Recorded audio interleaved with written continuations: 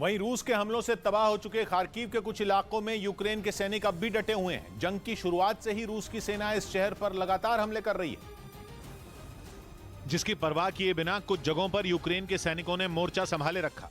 सामने आई एक तस्वीर में यूक्रेन के कुछ सैनिक युद्ध के लिए तैनात दिखे। उन्होंने दुश्मन सेना की तरफ से लगातार हो रही गोलीबारी के बावजूद अपने कदम पीछे नहीं किए।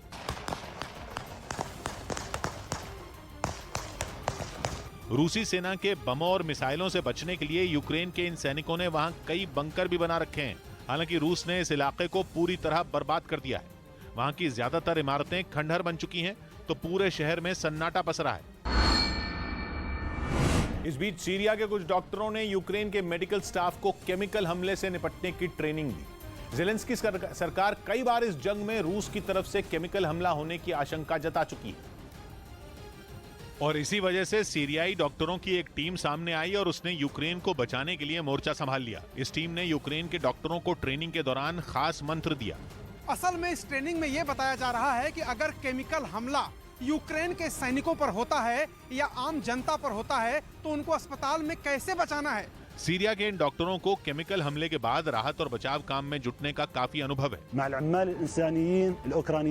और इनका दावा है कि वो सीरियाई सरकार के केमिकल हमले के दौरान भी कई घायलों की मदद कर चुके हैं। असल में ये लोग सीरिया के बागी हैं, जो अपने देश यानी सीरिया में राष्ट्रपति बशर अल असद सरकार के खिलाफ जंग छेड़े हुए हैं। अब उन्हें यूक्रेन में बड़ा केमिकल हमला होने का डर है। और इसी तरह का डर पिछले हफ्ते अमेरिकी राष्ट्रपति बाइडेन ने भी जाहिर किया था। उन्होंने चेताया था कि पुतिन यूक्रेन पर केमिकल हथियारों से हमला कर सकते हैं। और तो और अमेरिका ही नहीं बल्कि यूएन भी इस बात से काफी चिंता में है। माना जाता है कि केमिकल हथियारों के इस्तेमाल की शुरुआत पहले विश्व युद्ध के दौरान हुई थी और अब 100 साल बाद भी कई संधियां होने के बावजूद जंग में रासायनिक हथियारों का साथ नहीं छूट पाया। उधर ब्रिटेन ने यूक्रेन को रूस के खिलाफ जंग लड़ने के लिए अपना आधुनिक ड्रोन कामिकाजे देने का ऐलान किया है। सिर्फ एक बार इस्तेमाल होने वाला यह ड्रोन उड़ता हुआ बम के नाम से भी जाना जाता है, जिसे ब्रिटेन अब यूक्रेन को देगा ताकि वो रूस के ताबड़तोड़ हमलों का जवाब दे सके। दावा है कि ब्रिटेन का ये कामिकाजे ड्रोन रूस के बड़े बड़े टैंकों को भी तबाह करने की ताकत रखता है। कामिकाजे का मतलब होता है आत्मघाती, इसीलिए इसका इस्तेमाल सिर्फ एक बार होता है। और इस ड्रोन की खासियत यह है कि यह मीलों दूर से निशाना साध सकता है, लेकिन यह ड्रोन बम बरसाता नहीं बल्कि यह खुद एक बम की तरह है जो दुश्मन के ठिकाने पर गिरकर उसे तबाह कर देता है। इसलिए इस कामिकाजे ड्रोन को उड़ता हुआ बम भी कहा जाता है। और दावा है कि पलक झपकते ही यह ड्रोन दुश्मन के बड़े बड़े टैंकों और तोपखानों को ध्वस्त कर सकता है। रिमोट से कंट्रोल होने वाला यह ड्रोन कैमरों और विस्फोटक से लैस होता है। खबर है कि हाल ही में सऊदी अरब के जद्दा में मौजूद एक तेल डिपो पर हुए हमले में यमन के हूथी विद्रोहियों ने भी इसी ड्रोन का इस्तेमाल किया था। इस बीच अमेरिका ने रूस की सीमा के पास परमाणु बमों से लैस विमान भेजकर पुतिन को चेतावनी दे डाली। एक दिन पहले ही स्वीडन की मीडिया ने यह दावा किया था कि रूस ने उसके एयर स्पेस में जो 4 विमान भेजे थे उनमें 2 विमानों में परमाणु बम थे, जिसके बाद खबर आई कि अमेरिका ने परमाणु बम बरसाने वाले अपने सबसे खतरनाक विमान B-52 को रूस की सीमा की तरफ रवाना कर दिया। दावा है कि अमेरिका के इस विमान ने ब्रिटेन के कॉट्सवोल्ड एयरपोर्ट से उड़ान भरी, जिसके बाद ये रूस की सीमा के बहुत करीब तक पहुंचा और फिर वहां से लौट आया। परमाणु बम गिराने और आसमान से ही मिसाइलें दागने की क्षमता रखने वाला ये विमान अपने आप में किसी सेना से कम नहीं है और अमेरिका ने इस विमान के जरिए पुतिन को चेतावनी दे दी। साथ ही साफ कर दिया कि रूस की किसी भी परमाणु धमकी का जवाब देने के लिए वो तैयार है।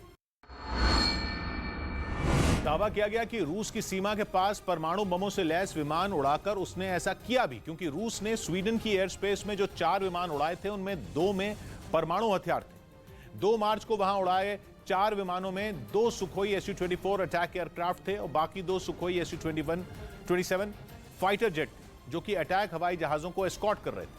अब जो 2 सुखोई Su-24 अटैक एयरक्राफ्ट थे, स्वीडन की मीडिया का दावा है कि उन दोनों में परमाणु हथियार थे। खबर के सामने आने के बाद अमेरिका ने यह बड़ा कदम उठाया क्योंकि रूस के साथ जंग में अमेरिका और स्वीडन दोनों ही यूक्रेन के साथ खड़े हैं। ऐसे में माना जा रहा है कि स्वीडन के आसमान में परमाणु बमों से भरे विमान उड़ाने की पुतिन की हरकत अमेरिका को रास नहीं आई। स्वीडन भले ही नेटो देशों का सदस्य नहीं है, लेकिन वो जंग में हर तरह से यूक्रेन की मदद कर रहा है। साफ है कि वो नेटो देशों के साथ खड़ा है। ऐसे में उसे धमकाने की पुतिन की कोशिश ने बाइडेन को भड़का दिया और पुतिन को जवाब देने के लिए ही अमेरिका ने परमाणु हथियारों से लैस B-52 विमान को उसकी सीमा के पास उड़ाया। मतलब पुतिन ने यूक्रेन को अपनी मुट्ठी में करने के चक्कर में अपने सैनिकों की जान ही दांव पर लगा दी। दावा है कि यूक्रेन के चेर्नोबिल परमाणु प्लांट पर कब्जा जमाए बैठी पुतिन की पूरी सेना खतरनाक रेडिएशन से अपनी जान बचाने के लिए दुम दबाकर भाग खड़ी हुई और अब रूस के सारे जवानों का बेलारूस में इलाज चल रहा है। इतना ही नहीं, यूएन की संस्था IAEA यानी इंटरनेशनल एटॉमिक एनर्जी एजेंसी ने दावा किया है कि रूस ने परमाणु प्लांट को यूक्रेन को ही सौंप दिया, या यूं कहें कि उसे सौंपना पड़ा है, क्योंकि चेर्नोबिल प्लांट पर कब्जा रूस की सेना को इतना भारी पड़ा कि उसकी जान पर ही मनाई और मजबूरी में उसे प्लांट का कब्जा छोड़ना पड़ा। चेर्नोबिल प्लांट पर नजर रखने वाली यूक्रेन की सरकारी एजेंसी के कर्मचारी ने सनसनीखेज दावा किया कि परमाणु प्लांट में घुसकर रूस ने आग से खेलने की कोशिश की और अपने हाथ जला लिए। नतीजा यह हुआ कि उसके जवान रेडिएशन की चपेट में आ गए। खबर तो यह भी है कि रूसी सैनिकों की तबीयत इतनी ज्यादा बिगड़ गई कि आनंद फानन में उन्हें बसों में भर भर कर बेलारूस के गोमिल शहर के रेडिएशन मेडिसिन सेंटर में पहुंचाया गया और अब वो वहां जिंदगी और मौत के बीच झूल रहे हैं। दावा है कि दर्जनों रूसी सैनिकों को लेकर 7 बसें चेर्नोबिल परमाणु प्लांट से निकलते हुए देखी गईं और तो और रूस की सेना 2 काफिलों में बेलारूस की तरफ जाती हुई भी नजर आई। चेर्नोबिल परमाणु प्लांट उत्तरी यूक्रेन में है और यूक्रेन के उत्तर में है बेलारूस, रूस का दोस्त। 24 फरवरी को रूस की सेना बेलारूस के रास्ते ही यूक्रेन में घुसी थी और हमले के पहले ही दिन उसने चेर्नोबिल परमाणु प्लांट पर कब्जा कर लिया था। चेर्नोबिल से बेलारूस का बॉर्डर काफी पास है। बेलारूस के जिस गोमिल शहर में रूसी सैनिकों का इलाज चल रहा है वो चेर्नोबिल से करीब 160 किलोमीटर दूर है। वैसे कुछ दिन पहले ही चेर्नोबिल प्लांट में काम करने वाले यूक्रेन के नागरिकों ने शक जताया था कि वहां कब्जा किए बैठे रूस के सैनिकों के अंदरूनी अंगों में रेडिएशन कैंसर की तरह फैल गया है, क्योंकि 24 फरवरी को रूस की सेना चेर्नोबिल प्लांट के उस हिस्से में घुसी थी जो कि रेड जोन है। मतलब वहां इतना जबरदस्त रेडिएशन है कि वहां जाना मौत के मुंह में जाने के बराबर है। रूस की सेना परमाणु प्लांट के इतने खतरनाक इलाके में घुसी तो घुसी, इस दौरान उसके पास रेडिएशन से बचाने के लिए कोई इंतजाम तक नहीं था। रूस के जवान यूं ही अपनी सेना की आम वर्दी में प्लांट में घुस गए। मतलब वो जोश में होश खो बैठे।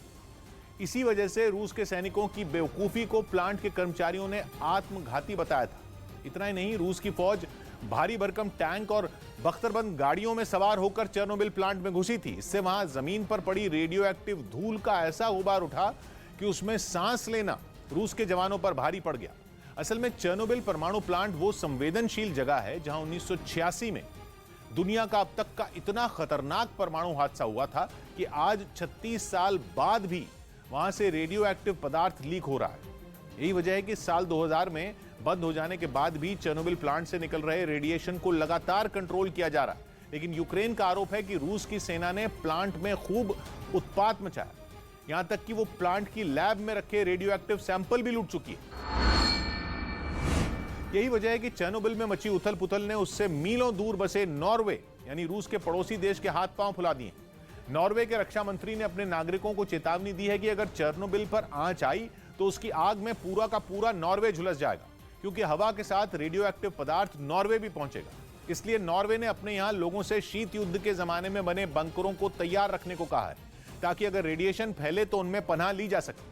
इसके साथ ही लोगों से रेडिएशन से बचाने वाली दवा का 3 दिन का स्टॉक रखने को भी कहा गया।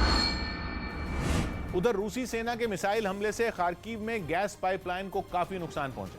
वहां हुए इस हमले की वजह से कई इलाकों में गैस की किल्लत शुरू हो गई, क्योंकि रूसी मिसाइल ने इस पाइपलाइन को पूरी तरह बर्बाद कर दिया। पाइपलाइन में आग लगने के बाद जमीन से लपटें उठती दिखी। बताया गया कि यह हमला इतना खतरनाक था कि इससे इलाके में कई दुकानें भी तबाह हो गईं। इतना ही नहीं, इस जोरदार हमले में वहां खड़ी कई गाड़ियां कबाड़ में बदली नजर आईं।